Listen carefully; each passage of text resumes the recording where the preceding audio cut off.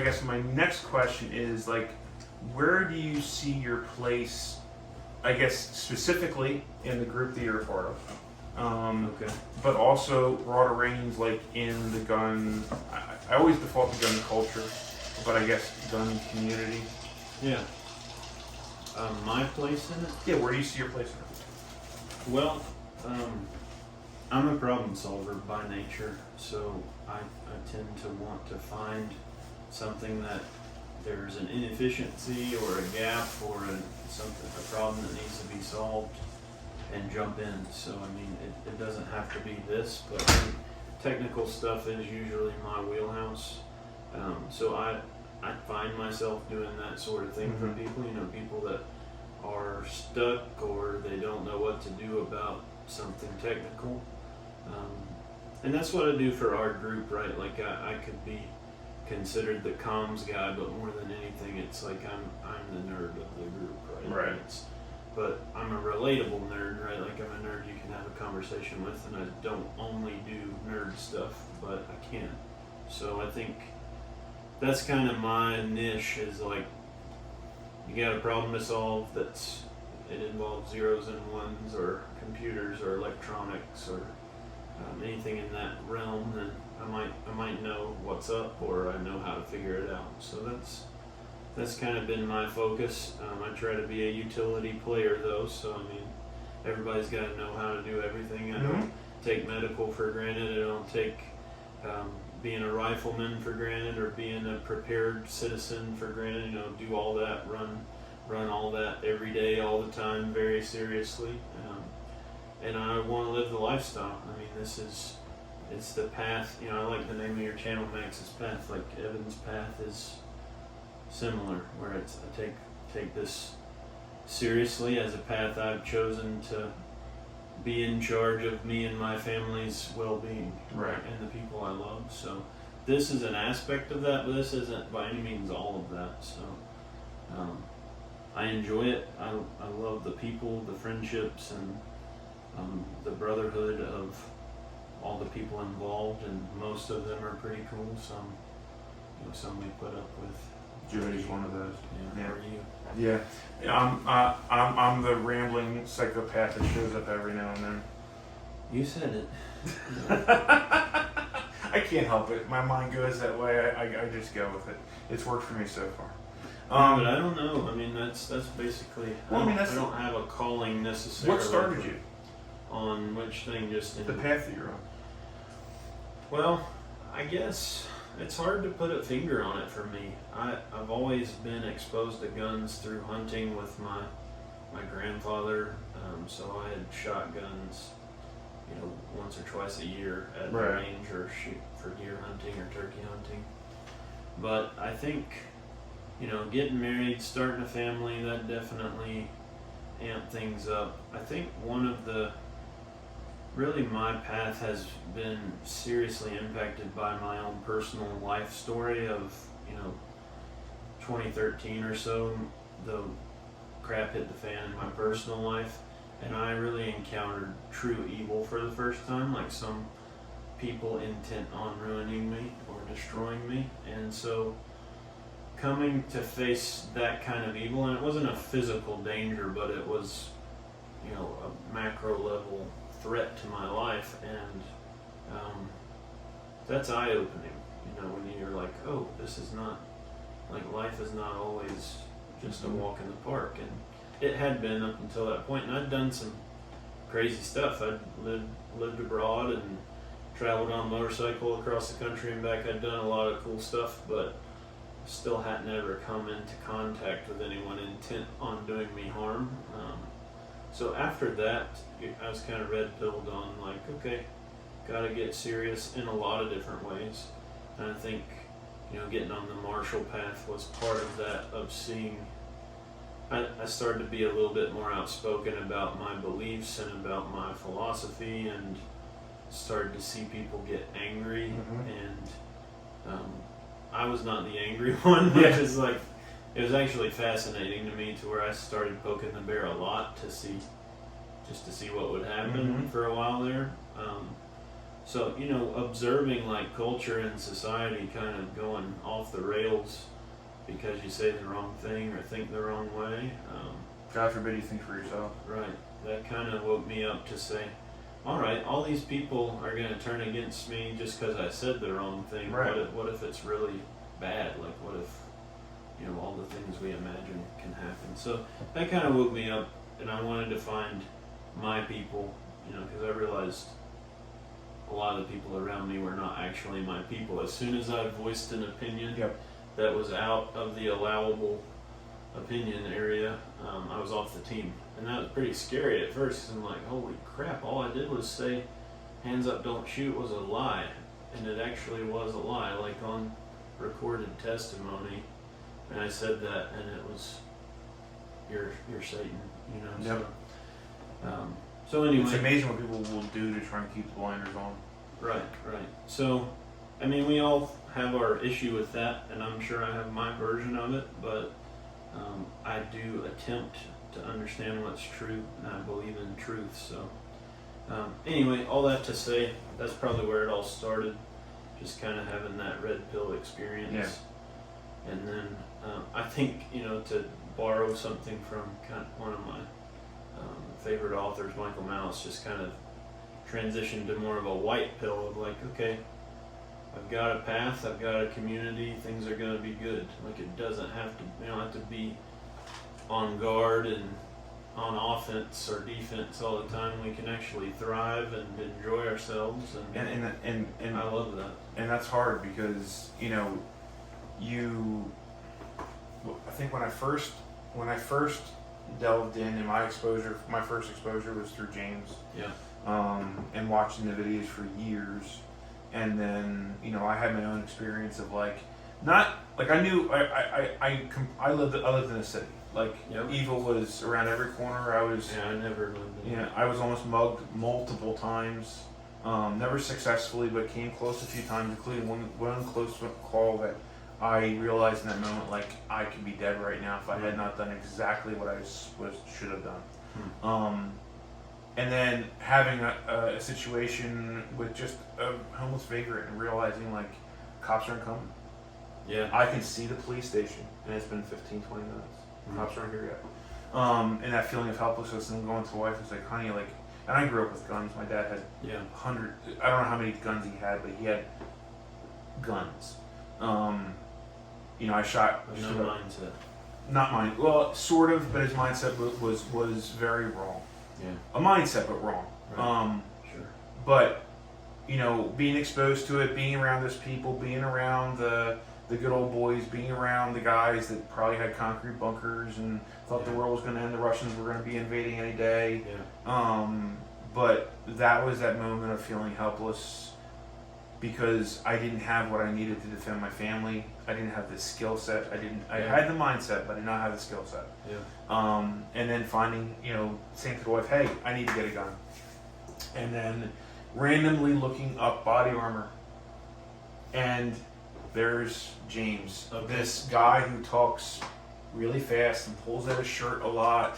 Right. And, but the information is coming out of his mouth, like, made sense. Yeah. And then kind of going, like, starting, with I don't know what the hell is his name. I can't think of his name right now. Anyway, and then finding something that was very serious and very intentional. Yeah. And kind of joining the online group of that community, and then eventually getting my fucking ass down to Camden and taking Fighting Pistol. I think we were in the same class. We may have been. Yeah. And then, you take Fighting Pistol, and then I have to drive 13 and a half hours and stop for gas 3 times. Yeah. And I'm like, fuck. Yeah. Because at that point it's like, so it's very easy to get trapped into that, gotta be vigilant every moment of the day, but then you're not living. Yeah, there's a difference between the codes, right? The color codes, so you can't live in that one all the time. The hypervigilance is a paranoia. Yes.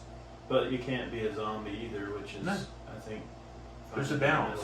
But there's a balance, for sure. Being able to flip it on is certainly important. And I have a pretty good discernment usually, and I read people well, kind of natural gift, I guess. But I think, yeah, like I said, for me, similar to your experience, but less physical, but just seeing, oh crap, this world is not all safe. You know, that's certainly the wake up call. I found James on YouTube somehow, and actually didn't like him at all. But that's what drew me to him, is he wasn't full of crap. Yep. And I didn't like how harsh he was at first. I completely understand why he was so harsh now. But at first I was like, I'm just used to nicer people. You know? So he's super nice guy, but not in the way that people expect you to be nice. But yeah, definitely got my attention, and ended up pretty quickly, because he beats You Need Training in all the videos. I was like, well, and if you're not going to train with me, train with somebody. Yeah. And you know, always leaving that door open, that it didn't have to be him, but in his opinion, he had the best class for someone that has not had training before. And I've taken some other classes, and I don't think he's wrong. Yeah, and one of the highest compliments I've gotten from someone that took my classes is the fighting pistol of the radio class, right? So it's, and I aspire to be that, right? Like I really want, because it's beginner, not just beginner friendly, like it's enthusiastically welcoming to beginners, right? It's 0 to hero. So if you got nothing, come on. Right? And so my plan at this point is I'm bringing the wife. Yeah. Because the reality is, as little as I speak this language, I love you, honey, she speaks it less. Sure. And the reality is that, you know, I think we all have to find this balance of, if we have a spouse that's not enthusiastic, that looks at it as a chore. Well, no wife. I mean, 99 out of 100 wives are going to be that way. And try to get them to dip their toe in and decide for themselves. My wife has decided for herself that she knows. I think she's accepted that's what she needs, training. But accepting that and making the decision to do it are two very different things. Yeah. And you know, hopefully you'll be coming to PA with. It sounds like it'll be coming to PA. So I'll be bringing the wife, and we'll both be taking a class. I will absolutely have a review of the class when I'm done. Yeah. But yeah, I saw the video you did with Lewis, and he's squared away, and he's been an instructor at Tactical Response now for 3 years. Oh, wow, yeah. And so for him to say that, not that I was surprised that he said it, but for him to say it, compliment. yeah, It's a high compliment. Yeah. And it, you know, is someone that you can take what they're saying, yes, you know, as serious and meaningful. So that, you know, that's what I'm shooting for. The class gets better every time we do it. Obviously, I'm learning and adapting as we go, but the curriculum is solid. You walk away, you get to use a bunch of equipment that you don't have to buy. So I bring about $10,000 worth of stuff to class. Similar to like taking a night vision class, right? You can show up, you don't have to already own it. You can figure out what you need. I would really encourage people, before you spend a bunch of money, come take the class so you can know what to buy and know why you're buying it. And my first question to everybody, it's my mission to ask, you know, what problem are you trying to solve? Just like if someone says, what gun should I buy, right? Like, we need to know what you're trying to accomplish. There's different tools for different jobs, and there are a million different voices telling you this is the answer. Yes. And if they don't start with questions, they're wrong. Yeah. And I agree 100%. And I mean, and the reality is that when the class is over and you have an idea of what you need, you have the ability to, you know, sell them, give them, to show them the direction they can go. Of course. Yeah, and I'm hoping that a class of 10 people, I've now created little comms guys, you know, for 10 groups of people, right? It's kind of like you're now the ambassador back to your crew. Much like with James with Fighting Pistol, you were now a trainer. Whether you realize it or not, you're an instructor. Because everybody's not going to make it to class. Right. You're already at an elite level just considering taking any kind of training. If you're taking a radio class for $500, like, you're a different kind of person. Right.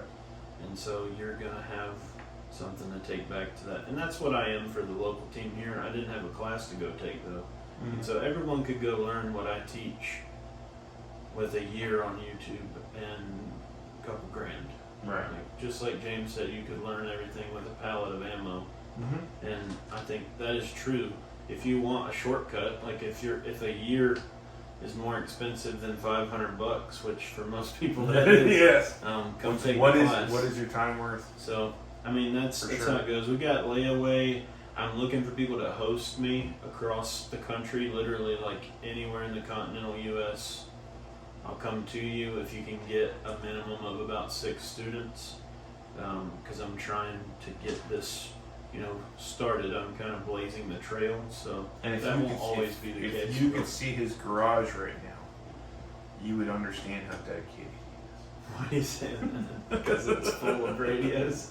Because there's a mountain of radios and Yeah. batteries and free lanyards that he doesn't have a use for, and It's antennas, and trying to figure out why people don't want money when you're trying to make orders that are bigger than it's convenient for them. Yeah. So basically what it comes down to, guys, is Evan is a huge source of information, someone that I trust with the information. He knows the gear, he understands the technical aspect, and he has a way to teach you yeah, how to use it, that's the critical point. which is huge. So there will be upcoming videos. I will try and get an interview with him after class when that happens, and maybe even get an interview with some of the people that are in the class, get their opinions Yeah, on it. that'd be great. You know what I mean? So guys, check him out. RadiosMadeEasy.com. Radio, man. RadioMadeEasy. I've got both dot URLs, but com. I will have things linked down below, yeah, so you can check him out on your own. He does have a YouTube channel, which he should do more things with, because Yeah. the one video he did had me laughing so hard I was crying. yeah. So make guys, time for like, check him out. There's a reason why his sign is sitting behind Amanda, Oh yeah, that's what we. at the SOE podcast room. Like Those guys are if you don't see value in someone that John Willis sees value in, then you're probably not watching this video, and you're just wrong. So that's it, guys. I hope you're having a good day. I hope it's being productive for you. It's been an exhausting weekend. I have rifle for the next 2 days. No weekend, yeah. I know. And your path is out there, guys. Go find it.